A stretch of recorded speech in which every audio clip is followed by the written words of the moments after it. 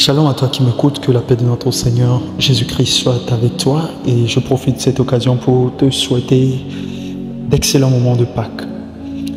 Eau et esprit, c'est le message que j'ai pour toi aujourd'hui. Et je soutiendrai donc mes propos par le livre de Jean chapitre 3 à partir du verset 3. Il est écrit: Jésus lui répondit: en vérité, je te le dis, si un homme ne naît de nouveau, il ne peut voir le royaume de Dieu. Nicodème lui dit: comment un homme peut-il naître quand il est vieux? Peut-il entrer dans le sein de sa mère et naître? Jésus répondit: en vérité, je te le dis, si un homme ne naît d'eau et d'esprit, il ne peut entrer dans le royaume de Dieu. Ce qui est né de la chair est chair, et ce qui est né de l'esprit est esprit. Ne t'étonne pas que je t'ai dit, il faut que vous naissiez de nouveau. Le vent souffle où il veut, et tu en entends le bruit, mais tu ne sais d'où il vient, ni où il va.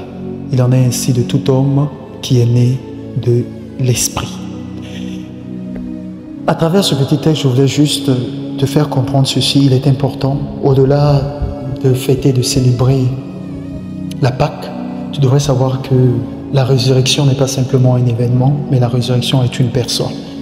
Et si tu ne remplis pas les deux conditions de la naissance dans l'eau et de la naissance dans l'esprit, tu ne peux pas hériter le royaume. Alors voilà donc ce que je vais te dire. Naître d'eau, cela sous-entend tout simplement que tu dois être baptisé au nom de notre Seigneur et Sauveur Jésus-Christ. Et naître de l'esprit, c'est que tu dois être rempli du Saint-Esprit et de feu. Je prie le Seigneur Jésus-Christ que l'année prochaine, à pareil moment, lorsqu'on célébrera la Pâque, par la puissance de Dieu le Père et l'action du Saint-Esprit, que tu sois une nouvelle créature, et une véritable nouvelle créature, car il y a beaucoup qui disent qu'elles le sont, mais en vérité, elles ne le manifestent pas.